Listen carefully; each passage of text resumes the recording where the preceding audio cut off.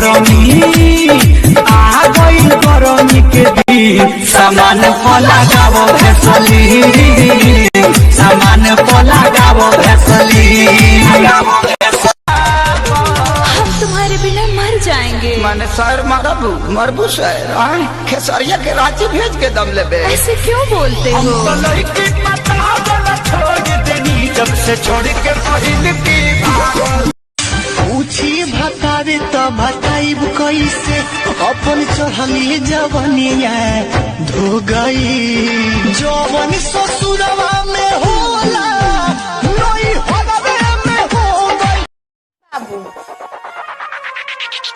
सोहिया कमा के ओइले पियावा कमा के ओइले राजाऊ कमा के आके पिया मना कहिने पुरुबवा ना जई हो ए पिया हाथे कवनो के कुछबो ना खही हो ए पिया बोल मुह के बिगड़ल सब लेने यारे आपस में लड़ के विवाद हो खता।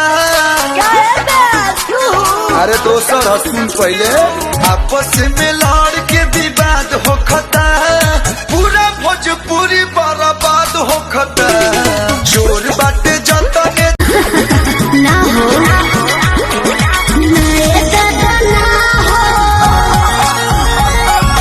ऐसे ज्यादा ना हो नए दादा ना हो। गहू से पी के उबा देला देसी कहला पियला में लगे लुबी देसी कैसे कही रे मोरे बाप महाराज ऐसा ला ए ननद दरद करेला करी होई ननद जी बड़ा बथेला करी होई ए ननद दरद कर ओ नंबर दे दाना कमर धरे दो ऐसे खेदाना तबे घुमल क्रिया कला होगा।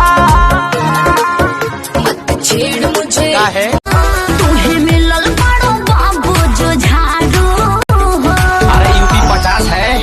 अरे यादव जी के का अरे यादव बाबू साहेब के खतारू हो उसका साचू के तू नंबर के कैसे कहीं हो कैसे कहीं हमके दुख भरपूर दिले बा भतार सिंह लोढ़ा से पूछी भतावे तो भताइब कैसे अपन चढ़ली जवनिया धो गई जवन ससुरवा में होला नई हलवे में हो गई।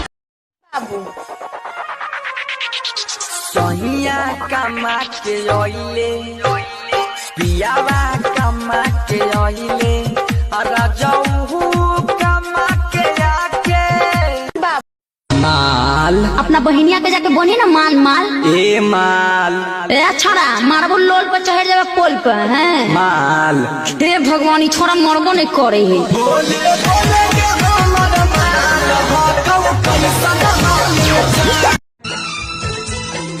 दिलकश आँखें